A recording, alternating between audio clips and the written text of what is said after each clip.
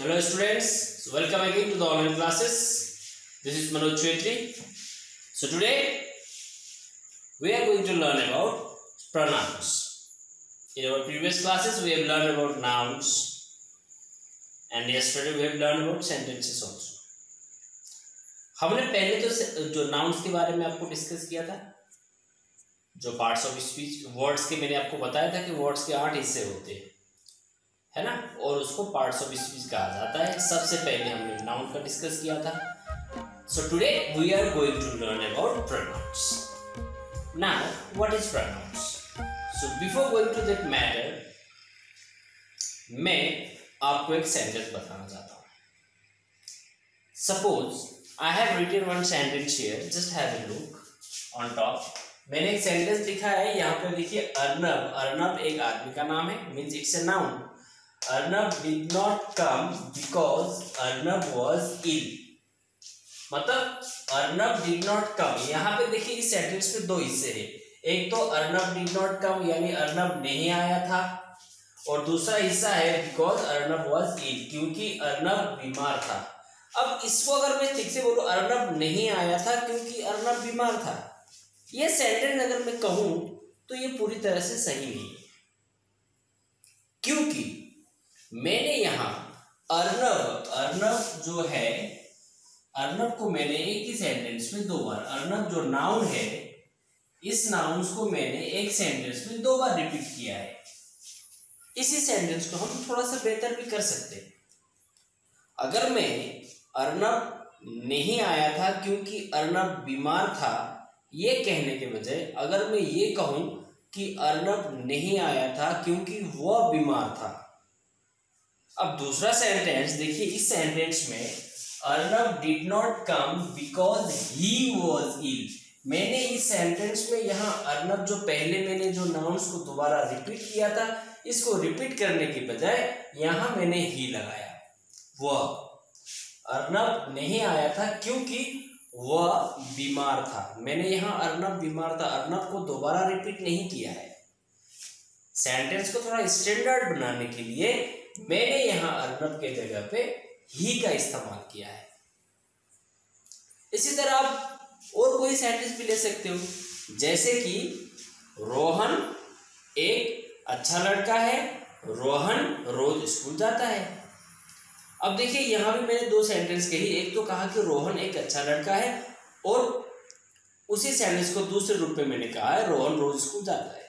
लेकिन अगर मैं इस सेंटेंस को इस तरह कहूँ, रोहन एक अच्छा लड़का है, वह रोज स्कूल जाता है, वह का इस्तेमाल मैंने रोहन की जगह पे किया है.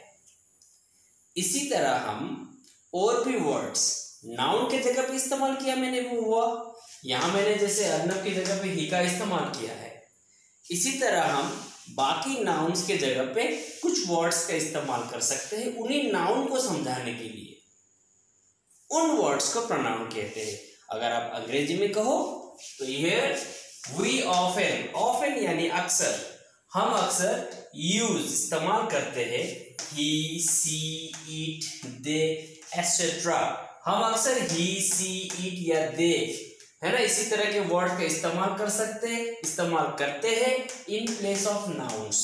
नाउन के जगह पे हम अक्सर ही, सी, इट, दे और इसी तरह के वर्ड्स का इस्तेमाल करते हैं, जिन वर्ड्स को such words are called pronouns. इस तरह के वर्ड्स को प्रोनाउन कहते हैं, यानी नाउन के जगह पर. अगर आप हिंदी में समझो तो सर्वनाम, संज्ञा के स्थान पर जो शब्द का इस्तेमाल होता है वो सर्वनाम है.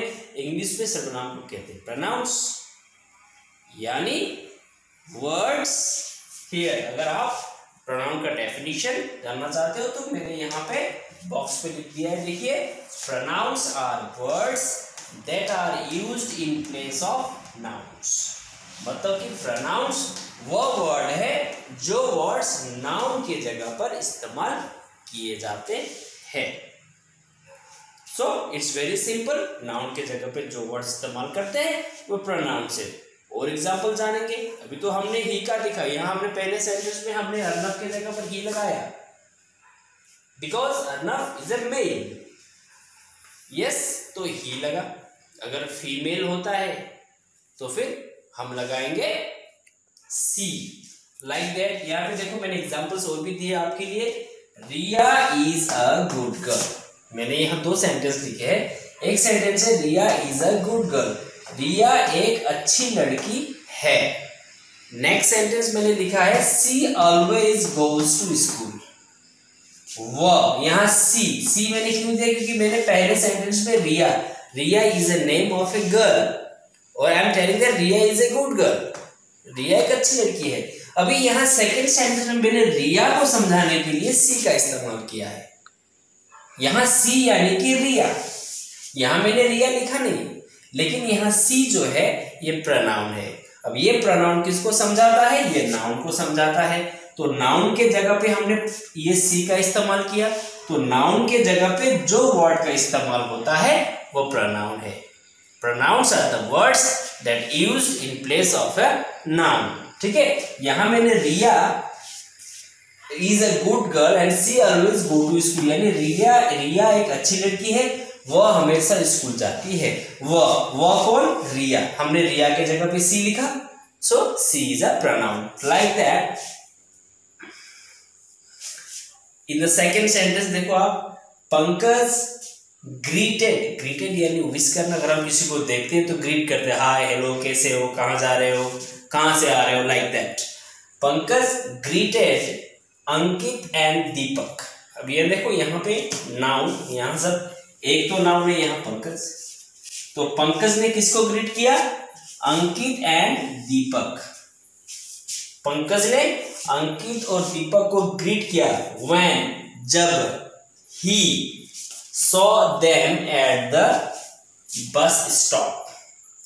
अब ये अगर सेंटेंस पूरी तरह से कहूं तो इस तरह होगा, देखिए, Pankaj greeted Ankit and Deepak when she saw them at the bus stop। यहां मैंने ही और them में अंडरलाइन किया है। पंकज ने अंकित और दीपक को ग्रीट किया था जब उसने, उसने के जगह में उसने उन लोगों को बस स्टॉप पर देखा था। उसने यानी किसने, पंकज ने। यहां पंकज के जगह पर मैंने ही का इस्तेमाल किया। पंकज ने अंकित और दीपक को ग्रीट किया था जब उसने यानी कि पंकज ने सॉ देखा था, देम, यहां मैंने देम में अंडरलाइन किया, देम यानी उन लोगों को। अभी देम मतलब किन लोगों को, अंकित और दीपक को। यहां मैंने अंकित और दीपक को समझाने के लिए देम का इस्तेमाल किया। तो पहला तो ये मतलब पंकज को समझाने के लिए ही एक दूसरा वर्ड का इस्तेमाल किया, तो ही हो गया प्रोनाउन जो कि एक नाउन को समझा रहा है, और देम एक से ज्यादा, वो लोग को, यानी वो लोग यानी कौन कौन लोग, अंकित और दीपक, एक से ज्यादा वो लोगों को। मतलब अभी जो सेंटेंस का मीनिंग किस तरह से होता है, देखिए, पंकज ने अंकित और दीपक को ग्रीट किया था जब उसने उन लोगों को बस स्टॉप पर देखा था। उसने यानी जब पंकज ने जब अंकित और दीपक को बस स्टॉप पर देखा था तो उन लोगों का हालचाल पूछा था। So these are the words. ये वर्ड्स जो है जो नाउन के अगेंस्ट में यूज हो रहे हैं, चाहे वो सी हो, चाहे ही हो, चाहे देम हो, इन वर्ड्स को हम सिंपली कहा जाए तो प्रोनाउन कहते हैं। Is it clear? Now let's come to the more example. अभी देखिए और एक सेंटेंस लिखा है मैंने यहाँ, we have a dog. Dog आपके घर में भी हो सकता है। वी हैव अ डॉग, हमारा एक कुत्ता है ना, हमारा एक कुत्ता है। So dog is a noun, is a name of an animal. So we have a dog. It is of black color. It is of, यहाँ देखो मैंने it पे अंडरलाइन किया है। It is of black color, यह काले रंग का है। अब यह मतलब कौन सा काले रंग का है, जो कुत्ते की बात कर रहा हूँ। यहाँ मैंने डॉग को समझाने के लिए it का इस्तेमाल किया, तो यहाँ it हो गया डॉग का pronoun. Dog is the name of an animal. It's a noun. It is used in place of dog, so it is pronoun. Understood? Have a look at the more example. The last example I have given here. I have bought a car. मैंने गाड़ी खरीदी, मैंने गाड़ी खरीद लिया। It is of black colour, यह काले रंग का है। मैंने क्या खरीदा? मैंने गाड़ी खरीदा। It is a car, a name of a thing, it's also a noun. मैंने जब नाउन को बताया था आपको, noun is the name of person, place, animal और thing. It's a name of thing, the car, मैंने गाड़ी खरीदी। It is of black colour, यहां मैंने इट पे यहां इट लिखा। इट किसको समझा रहा है? ये गाड़ी को समझा रहा है। So it is also a pronoun, it भी यहाँ पे प्रोनाउन। यानी अगर सिंपल वर्ड्स पे कहा जाए तो प्रोनाउन उन वर्ड्स को कहा जाता है जो नाउन को समझाने के लिए इस्तेमाल किया जाते हैं। अंडरस्टूड? नाउ अभी हम कुछ एक्सरसाइज करेंगे। I am going to provide you some sentences with some blanks. आपको खाली जगह दूंगा और कुछ सेंटेंस दूंगा। आपको आगे के सेंटेंस को देख के वहां पे जो नाउन रहेगा उस नाउन के बदले में कौन सा प्रोनाउन वहां बैठेगा, हम उसको पूरा करने की कोशिश करेंगे। ठीक है? तो आपके पास अगर पेंसिल कॉपी है तो रेडी हो जाइए। I am going to write some sentences on white board so that you can make it practice by sitting at your home. Stay tuned. Oh, good.